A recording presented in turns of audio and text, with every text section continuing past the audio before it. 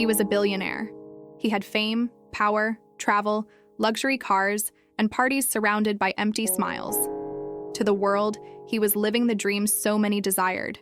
Dinners in mansions lit by crystal chandeliers, applause at events where his name was synonymous with success, and a bank account that seemed endless. But behind the flashes and champagne toasts, there was a silence no one saw. In the lonely hours of the night, when the music faded and the guests were gone, only he remained, facing a mirror that reflected not the celebrated tycoon, but a man surrounded by everything except meaning. Those smiles around him, bought. The promises of friendship, conditional. He owned the world, yet was a prisoner of himself. With every material conquest, he hoped to find peace, a glimpse of fulfillment. But it never came, because what he truly longed for, genuine connection, purpose, real love, couldn't be bought. And it was only when he stopped chasing what glittered that he began to see what truly had value. His name was Rafael, a man admired by everyone, except himself. He had a smile that inspired trust, words always precise, a firm posture. At work, he was a role model. In social circles, a sought-after presence. But when the lights went out and the applause faded, Rafael returned to being just himself, a man facing a void no one else could see. At night, he slept alone, his heart restless. The bed was too big, the silence too deep, and his thoughts, always loud. He carried a past he hid even from himself, made up of swallowed choices and shelved feelings. Time and again, he said yes to what he didn't want, just to maintain the image of composure others expected from him. Rafael knew how to listen to others' pain, but not his own. He knew how to comfort the world, but not himself. And even though he was surrounded by recognition, he lacked the most important acceptance of all: his own. It was in one of those silent nights that he realized his greatest courage might not be in impressing the world, but in learning to look at himself with kindness. People saw him as someone whole, successful, intelligent, kind, someone who seemed to have found the balance so many searched for. His life, in the eyes of others, looked almost complete. A stable career, friends nearby, a smile always ready. But inside, he felt like he was living only half a life. There was an emptiness he couldn't quite put into words, an inner silence that not even laughter or hugs could drown out. It was as if a part of him was always elsewhere, waiting for something he couldn't name. Meaning was missing from the little routines, truth from the big speeches, soul from the repeated gestures. He wasn't unhappy, just incomplete. And in a way, that was even harder to bear. Because the world didn't see what was missing. There was no room for questions when everyone expected answers. No time to breathe when everyone saw him running ahead. To live half a life is to smile with your lips and stay silent with your heart. And in that silence, he began searching for the other part of himself, the one that didn't need to impress, win, or prove anything. Just be. One day, after a cold and mechanical meeting, he decided to walk aimlessly. His suit still neat, briefcase in hand, but his gaze distant, as if his body were present, but his soul elsewhere. He felt exhausted by himself, by the automatic commitments, the empty words, the days that passed by all the same. Without realizing it, he crossed streets he had never noticed before, turned corners as if guided by something unseen. He stopped in a modest neighborhood, where time seemed slower and faces more genuine. There, among colorful clotheslines, barefoot children playing, and the smell of fresh bread from a nearby oven, he felt an odd sense of familiarity, as if he were searching for something, or someone. Maybe he was chasing a forgotten memory, a version of himself left behind. Maybe just peace. He sat on a wooden bench watching the ebb and flow of ordinary life, so different from the rush that consumed him. And in that moment, without words or explanation, he felt something rare: presence. We don't always know what we're looking for, until we find it. Then he heard her, a sweet, raw, honest voice coming from the square. It wasn't perfect, but it struck something deep within him. Maybe the sincerity of someone who sings more with the soul than with technique. He turned, as if waking from a dream, and there she was, sitting with a guitar in her lap, eyes closed, singing as if the world were made of poetry. It was a simple song, almost a whisper, but it seemed to carry the weight of many stories. The melody drifted through the air with the soft afternoon breeze, and for a moment, everything around him slowed down. The children, the conversations, the distant cars, all faded into the background. There was only that voice, and her. He didn't know her name or where she came from, but there was something in her presence that broke through the grayness of his days. It wasn't about romance or destiny. It was about remembering that beauty still existed, in quiet moments, in honest voices, in souls brave enough to feel. And there, sitting on that wooden bench, he knew something inside him had begun to change. Rafael stood still, hypnotized. That young woman didn't know who he was, and that was exactly what captivated him. Unlike everyone else who looked at him with curiosity or interest, she seemed indifferent to his fame, his status, his titles. She saw him only as someone ordinary, someone who was there, in that moment, sharing the same square and the same sunny afternoon. He watched her simple gestures, the way she caressed the strings of the guitar with the same lightness with which she touched life, without haste, without expectations. Her eyes were closed, but her presence was more vivid than anything else around her. She sang for herself, as if the whole world were an irrelevant detail. Rafael, used to being the center of attention, felt for the first time a strange sensation, the freedom of being invisible. No one recognized him there. No one treated him as a figure of power or someone to be admired. He didn't need to play a role. He didn't need to be the billionaire, the successful man. He was just another spectator, and somehow that freed him. He approached slowly, without hurry, unsure of what he was looking for. But something told him that maybe for the first time he wasn't looking for anything. Perhaps in that moment he simply wanted to hear the music, feel the authenticity she conveyed, without the masks life forced him to wear. She kept singing, unaware of his presence, and Rafael for the first time allowed himself to feel what it meant to just be himself, without the expectations of a world that never saw him for who he truly was. She looked at him, smiled as if offering peace, and asked, "Do you want a sweet? It's free. But it's full of love." Rafael was surprised, almost speechless. The offer was simple, almost naive, but there was something in it that touched him deeply. It wasn't the sweet, of course. It was the gesture. It was the way she treated him, as if he weren't a successful billionaire, but just any human being with the same need for affection and warmth as anyone else. She extended her hand, revealing a small homemade sweet tied with a colorful ribbon. The simplicity of the gesture made him feel vulnerable, something he rarely experienced. He looked at the sweet for a moment, still unsure of what to say. But something inside him opened up, like a flower slowly blooming under the soft sunlight. I can't accept. I'm not someone you know," he said, almost as if justifying his refusal. But the young woman didn't seem to care.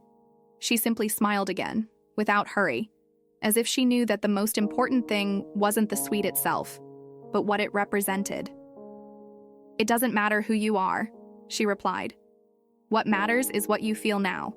And right now, you need something simple, something that will make you smile." Rafael was silent. Her words felt like a truth he had always known but had long forgotten. He took a deep breath and then, without really knowing why, he extended his hand and took the sweet. The young woman smiled again, with the same serene calmness, and continued playing her guitar. As he walked back to his routine, the sweet in his hand, he realized that for the first time in a long time, he had allowed himself something so simple, so genuine. And in that gesture, perhaps he had found a small part of what he had been searching for. Not fame, power, or material wealth, but something that came from the purest and truest. Love given without expecting anything in return. They talked. He lied about his name, said it was just Rafa. For the first time in years, he wasn't the millionaire, the successful businessman, the man everyone knew and admired. He was just a man. Without titles, without wealth, without expectations. The conversation was simple, almost purposeless. They talked about the weather, the square, the music she was playing, the little things that, in the rush of the world, often go unnoticed. But for Rafael, each word felt lighter, as if he were shedding heavy layers of himself. He didn't need to impress, didn't need to hide anything. He didn't need to be anyone other than Rafa. She didn't seem in a hurry, and he realized he wasn't either. Something in that moment told him that here, he didn't have to carry the weight of a name or status. He could be fragile, he could be vulnerable, and still be accepted.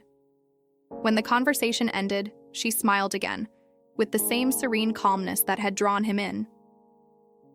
"It was nice talking to you, Rafa," she said, as if she had known him all her life.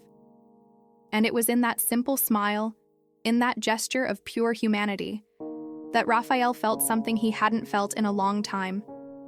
Freedom. He said goodbye, with no hurry to return to his world, and as he walked back, something inside him changed.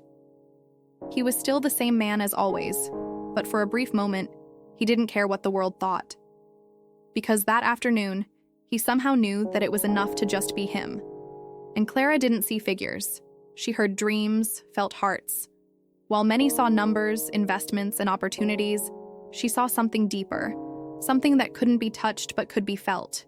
To her, every person had a melody, a unique story unfolding not in the words they spoke, but in the emotions they kept hidden. When she looked at him, she didn't see the billionaire, the businessman, or the success everyone else saw. She saw something more, something hidden behind the perfectly calculated smile and the firm hands of someone who had learned to protect himself from the world. And his heart was screaming, not for wealth or achievements, but for something even he couldn't define. It was a silent pain, an unnamed longing. He had everything, but something inside him was still missing. Something he couldn't reach, even with all the resources in the world. Clara felt it in the air. His heart was lost, searching for something beyond what he had built. "You're looking for something," she said, with a softness only she had. "But maybe you don't know what it is yet." He looked at her, surprised, as if she had read his soul. It was the first time in a long time that someone truly saw him, not as a project to be admired, but as a human being with his restlessness, his emptiness. And Clara, with her calm gaze and gentle touch, invited him to seek. Not a new success, not more money, but a new way of seeing himself, of feeling. She didn't offer easy answers, just the presence of someone who knew that, to find peace, he would have to look within, where dreams were still waiting to be discovered. That meeting, that simple look, marked the beginning of a journey he never imagined he would take. And it was there, in that moment, that he began to understand. What his heart was really screaming for couldn't be bought, nor reached by effort. It could only be lived. In the following days, he returned, always disguised, always hungry for that light and sincere presence. It wasn't a desire for company, but something deeper, something he couldn't name. There was something about her that made him feel less heavy, less burdened by the world's expectations. She didn't see him as the billionaire everyone knew, but simply as someone who existed in that moment, there, with her. He came to the square every day, sat on a discreet bench, always at a distance, watching her without her noticing. And even without exchanging words, her presence there was enough. There was a calmness he couldn't find anywhere else, not even in his own home, surrounded by luxury and things that, though valuable, didn't fill the emptiness he carried. She kept playing her guitar, her eyes always closed, as if she were in a world of her own, where time didn't exist, where there was no hurry or demands. And he, more and more, felt that that place, that little square, was becoming the only refuge where he could be who he truly was. Or perhaps, who he longed to be. He didn't need to speak to her, didn't need to be recognized. Her presence, her simplicity, her authenticity, were enough for him to feel that, in that space, he didn't have to hide. And that, in itself, made him come back. Because deep down, he knew that here, in that moment, he wasn't looking for anything more than peace. Clara spoke of her plans to open a bakery, take care of her grandmother, and sing freely. Her eyes sparkled as she spoke of each one, as if every dream were a flame lighting up her heart. She wasn't in a hurry, didn't make grand plans, nor did she worry about the expectations of the world. Everything she wanted seemed simple, yet filled with a beauty that Rafael, no matter how hard he tried, had never been able to see. He listened to her in silence, as if relearning how to live. There was something about her that made him question the path his life had taken. Clara spoke about doing what she loved, about allowing herself to be true in her choices, and he, sitting there, felt he had lost this ability a long time ago. He wondered when it was that he began living just to meet goals, accumulate wealth, and satisfy the demands of a world that seemed to have forgotten what it truly meant to live. As she spoke, Rafael felt the weight of his own unfulfilled dreams, the desires he had never dared to follow. He who had everything money could buy, listened intently to a young woman who had little, but who had within her something he had lost, the freedom to be who she truly was. "And what do you want for the future, Rafa?" Clara asked with genuine curiosity, taking her time to listen to an answer. He hesitated, not knowing what to say. For so long, he had been the master of quick answers, the businessman who always had a solution for everything. But there, in that moment, with her, he felt lost in his own questions. I don't know," he finally responded, his voice softer than he had imagined. "Maybe I just need to learn how to live again." Clara smiled as if she already knew.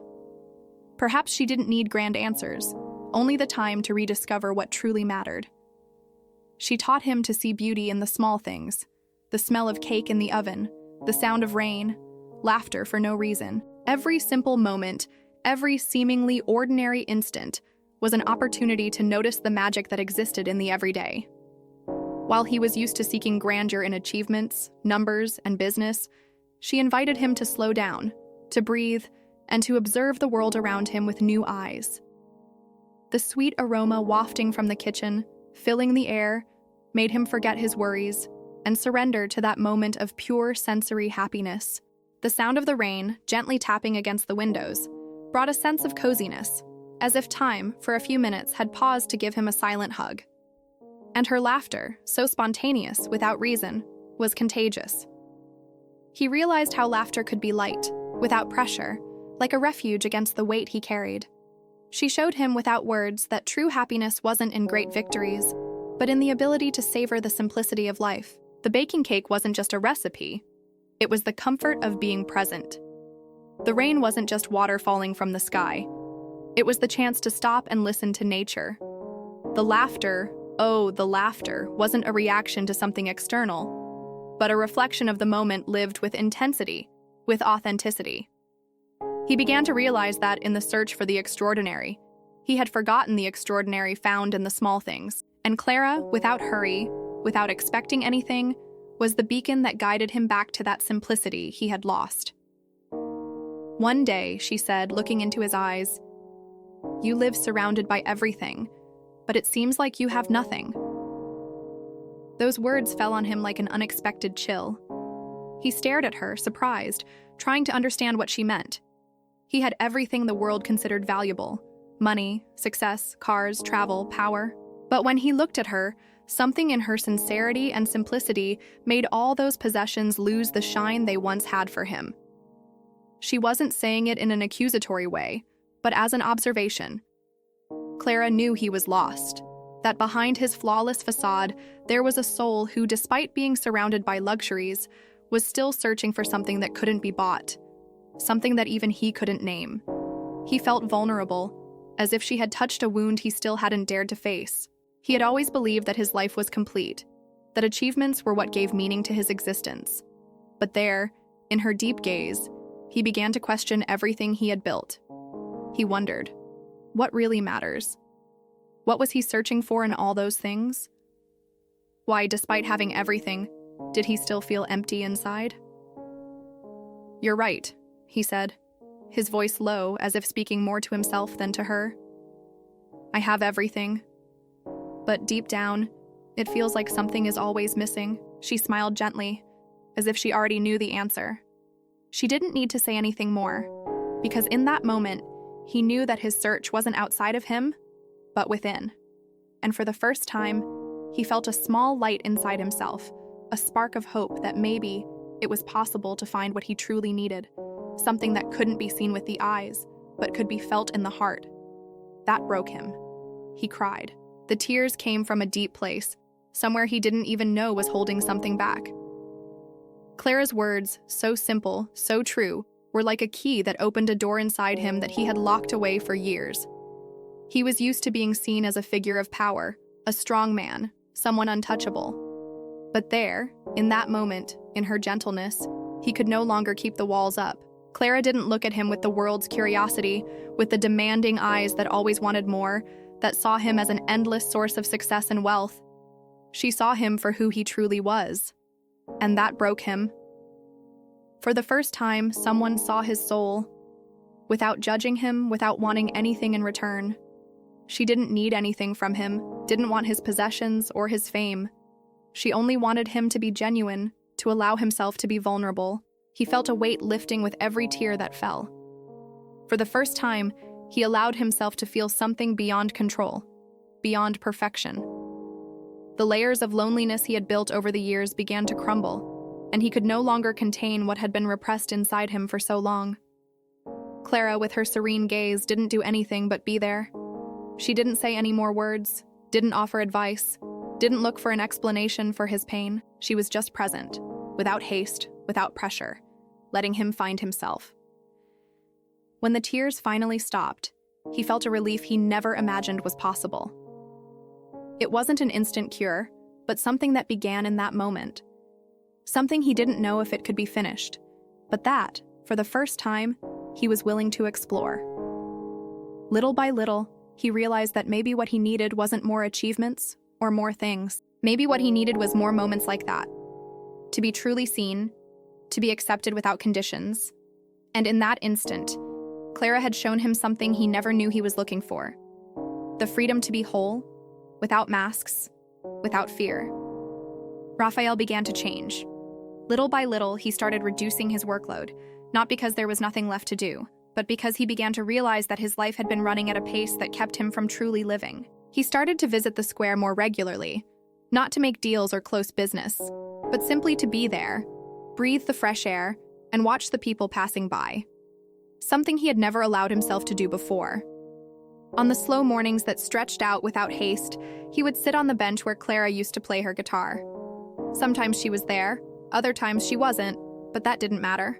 What mattered was the tranquility of that space, the sound of the city in the background, the slow rhythm of life he was beginning to rediscover. The sound of rain on the leaves, the aroma of fresh bread from a nearby bakery. He began to notice the beauty in those small things, in the simple moments that had gone unnoticed for so long. One of those days, Clara invited him to meet her grandmother. She was a simple woman, but full of wisdom, with eyes that seemed to understand more than they let on. Clara's old house was cozy, filled with the smell of coffee and flowers from the garden. Her grandmother greeted him with a gentle smile, as if she had known him for a long time. There were no questions about his status or his accomplishments, only a warmth he had never imagined receiving. And then he tried the grandmother's sweets, a piece of cornbread that melted in his mouth, a slice of apple pie that brought a taste of childhood. Each bite seemed to bring him back to the present, as if, in that flavor, he found the simplicity and joy of the small things. Rafael began to understand that, contrary to what he thought, it wasn't the great achievements that brought meaning to life, but the moments hidden in the routine, in friendship, in caring for others. He began to open up more, to pay attention to the small details that once seemed insignificant. Life, which he had once seen as a game of conquests, now seemed like a path of discoveries, a path he was no longer willing to walk alone. And although work was still a part of his life, he began to ask himself, what if happiness really is in the simple things? And little by little, Rafael started finding the answers, not in meetings or contracts, but in the square, in Clara's company, in the grandmother's sweets, in spontaneous laughter, and in the quiet of a peaceful afternoon. The imposing businessman gave way to the simple, passionate man who was beginning to rediscover the small pleasures of life. He, who had once been immersed in numbers, meetings, and contracts, now found himself experimenting with the sweetness of brigadeiro that he made himself, with clumsy hands but a deep desire to get it right. The process, which once seemed trivial, now brought him an unexpected joy. The act of stirring the condensed milk, waiting for the right point of the syrup, and smelling the sweet aroma that filled the kitchen. Something so simple, but to him it represented a new way of living. Rafael also surrendered to music. His first attempts with the guitar were disastrous, with the strings snapping and the notes sounding off-key, but he didn't mind. On the contrary, with every mistake, his smile grew wider, as if he had finally given himself permission not to be perfect. The guitar, like the Brigadero, was a discovery. Not a competition to be the best, but an experience to be lived. He no longer cared about being the successful businessman he had always been recognized as. What he wanted now was to be simply Rafael, the man who learns, the man who feels, the man who lives with more ease. Clara, with her simplicity and welcoming nature, was the beacon guiding him down this new path. She never pressured him, never made demands. She was simply there, watching, smiling, as if the true magic was in seeing him find his true essence. The imposing, controlled man had given way to a more complete, more vulnerable human being. And paradoxically, a stronger one, because now he was connected to what really mattered, what he felt, not what others saw. As the Brigadero cooled on the counter and he played his off-key notes, Rafael realized that true wealth wasn't in what he possessed, but in what he could feel and live in each moment. And however simple it seemed, those moments became the greatest treasures of his life. When the press found out, the scandal broke. Headlines flooded newspapers and news screens. Billionaire falls in love with poor young woman. It was the kind of story that sparked strong reactions, the unlikely meeting of two such distant worlds, and the constant comparisons that arose between their lives. Some believed he was going through a midlife crisis, or that she was just a stroke of luck, a beautiful story to tell. But what no one knew was that, behind the words and images circulating, there was something much deeper. Rafael, with his calm demeanor, didn't deny anything. When the pressure mounted and the judgmental stares began to weigh in, he didn't defend himself, nor try to change the situation. He simply smiled serenely and said, "Now, I have everything." It wasn't about wealth or power, fame or status. It was about the truth he had finally found. He didn't see Clara as a poor young woman, but as the person who had taught him to see the beauty in small things, to value what couldn't be bought. She wasn't a symbol, a trophy to show off, but someone with a pure and simple soul that he now understood in a clear and genuine way. He no longer needed the masks, the game of appearances that money and success had always demanded. Contrary to what many imagined, Clara wasn't there to take something from him. She was there to give him something he had never known he needed: the meaning of life. The scandal from the press eventually passed, but what remained was something that couldn't be erased by words or rumors. Rafael had found something more valuable than anything he could conquer in the business world. He had found his own essence, something priceless, and that, he knew, was what truly mattered. Instead of shying away from the cameras, he faced them with a serene gaze, knowing that now, even in the midst of chaos, he had everything he needed. Clara was his everything, and to him that was enough. With Clara, Rafael opened the bakery of her dreams. From the very beginning, he knew it wasn't just about supporting her desires, but about being part of something she had envisioned with so much love and dedication. He believed in her talent, in her unique perspective on life, and was willing to build something with her that was more than just a business, a haven of flavors, an extension of her soul. But there was something deeper in his gesture. When the big day arrived and the bakery was ready to open its doors, Rafael made sure to put Clara's name on the entrance, in golden letters, as if her very essence were the brand of that place. It wasn't just about doing business or splitting profits. It was about recognition. It was about saying, without words, that he saw something extraordinary in her, something worthy of being celebrated and put at the center of everything. He didn't want to be the owner. He wanted to be the partner, someone who recognized her brilliance and helped bring her dream to life. In the bakery, the cakes and sweets were made with the same care and love that Clara put into every gesture, every recipe. Rafael, who now spent more time in the bakery than in the office, learned to feel the warmth of the oven and the magic of seeing people smile as they tasted a slice of cake. He was enchanted by every detail: the smell of melted chocolate, the texture of the brigadeiros, the laughter of children receiving their sweets. He saw, in the sparkle of the customers' eyes, the reflection of the happiness he felt seeing Clara live her dream. But to him, the sweetest thing in the bakery wasn't in a display case, but in the way Clara threw herself into each recipe, each new idea. It was more than love. It was a deep admiration for everything she was.